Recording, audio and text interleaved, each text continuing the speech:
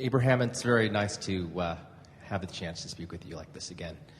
I think Scott's discussion really helped lay a basis for what I'm reaching for.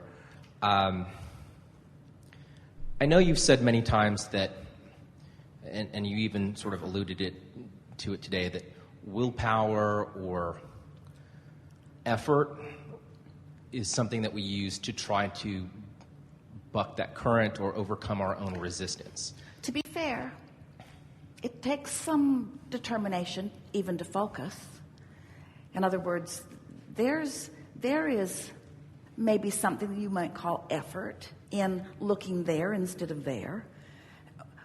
We just want you to be, we think it would go better for you if you would apply your effort to understanding your vibrational basis and tending to the basis of your point of attraction rather than waiting until your point of attraction was well underway and then applying your effort. It's sort of like going down that high slide on that gunny sack.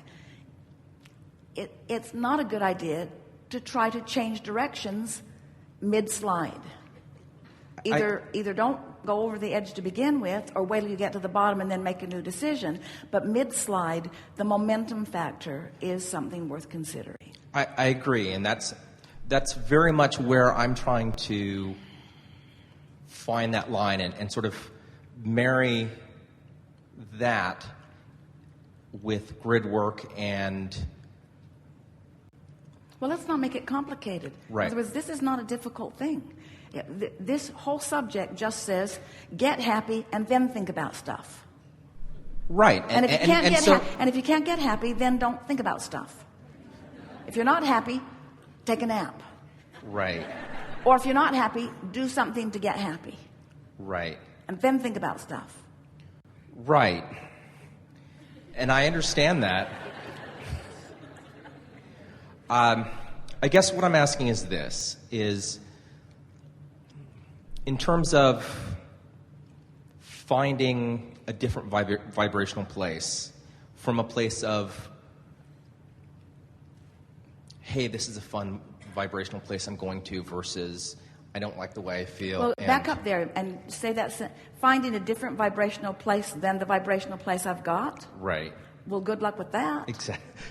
Right, which I guess is... So how can you find a different vibrational place? What if what you've been thinking about has a vibrational momentum going, what does your logic tell you must happen before a different vibrational momentum can get going?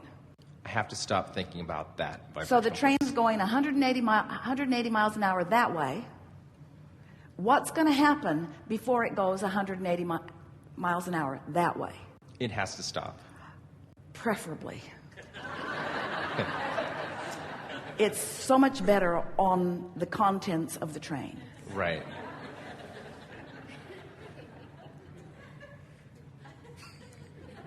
So aren't we talking about slowing the momentum? Yes. So how would you slow the momentum? When you're talking about vibration, how do you slow the momentum? Well, there are two ways. There are two ways. Introduce resistance.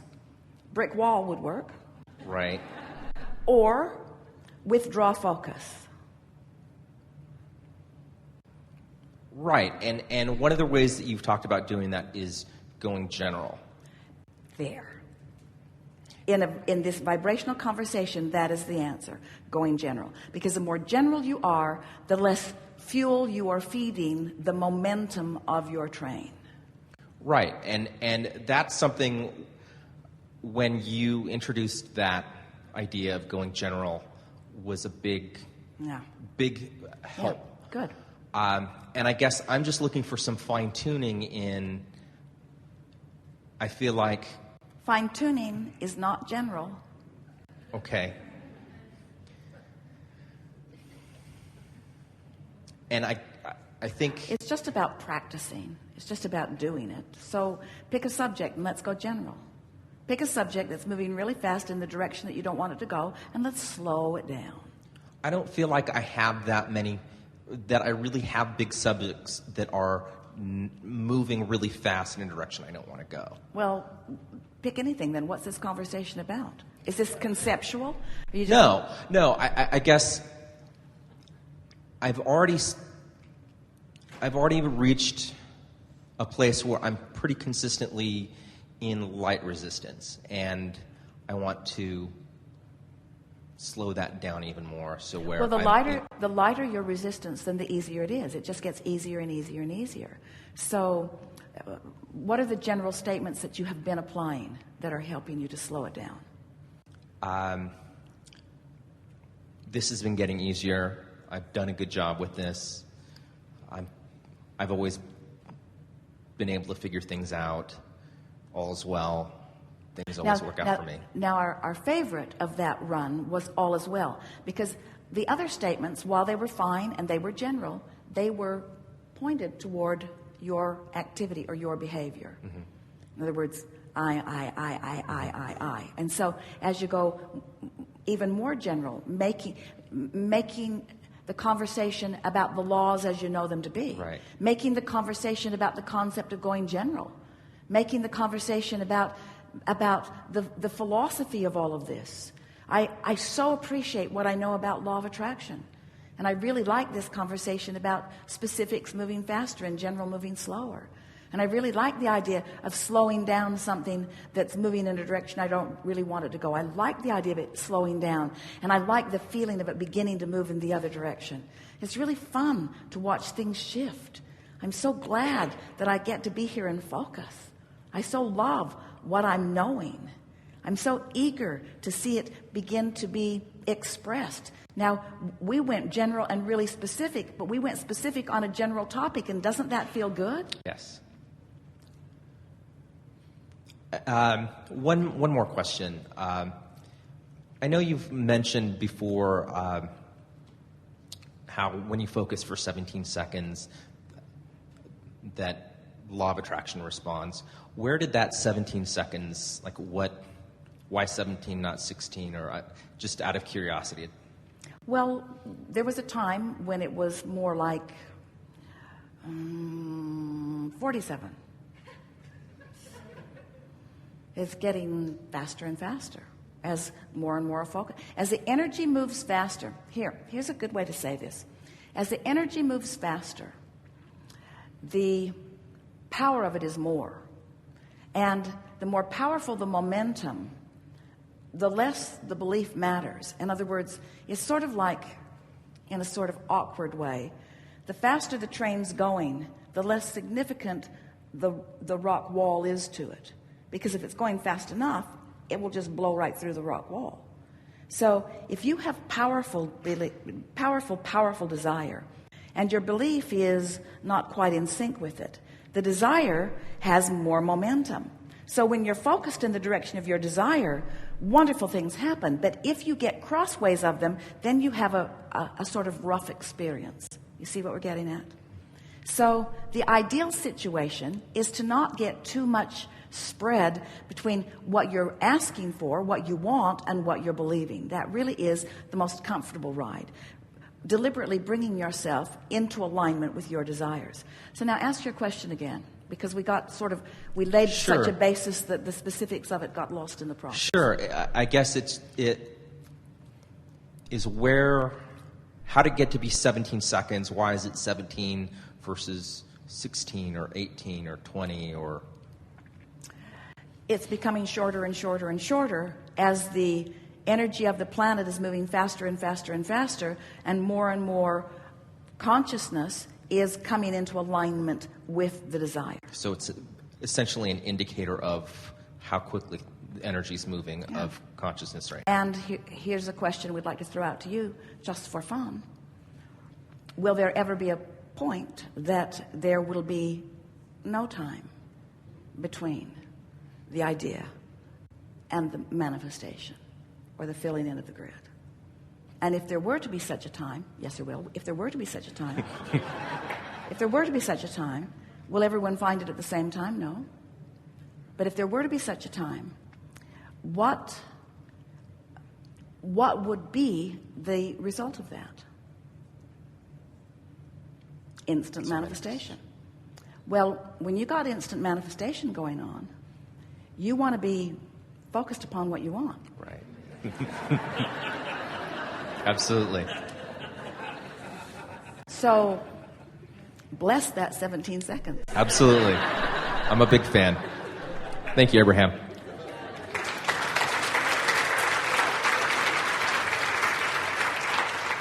We'll be very brief here. Can you be brief? I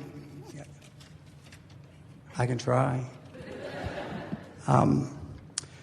We just moved here from Palm Springs, and first let me say you look amazing, or would you tell Esther she looks amazing?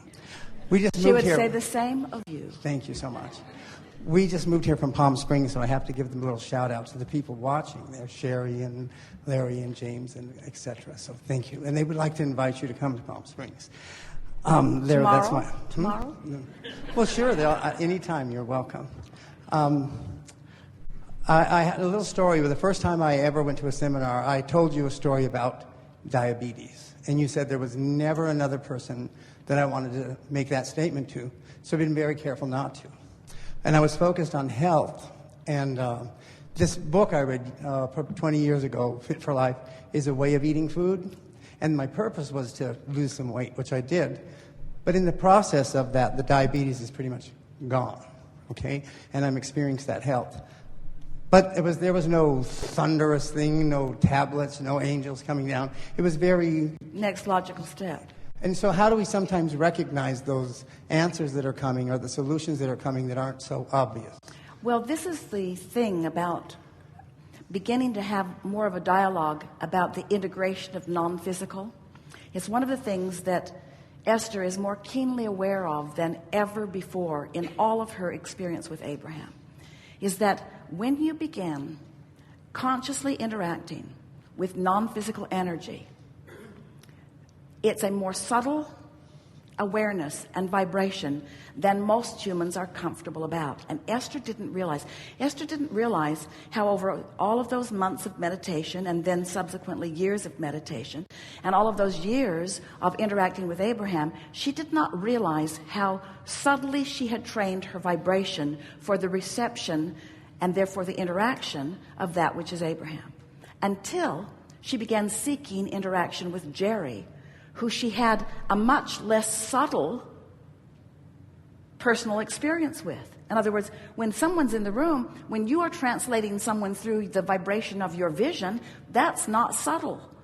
In other words, compared to the vibration of source, compared to the vibration of the energy of your source and your interaction with that, vision, speed of light, speed of sound, translation of vibrations that you call smell and taste and touch and so forth, they are extremely bulky and therefore much more obvious translations. And so Esther would say, when you would walk in the room and hold my hand, or when we would have a conversation and I would hear the vibration of your voice, I didn't have to tune myself subtly to do that. I could be in a bad mood and still hear your voice. I could be out of vibrational sync with who I am and still observe you walking down the path toward me.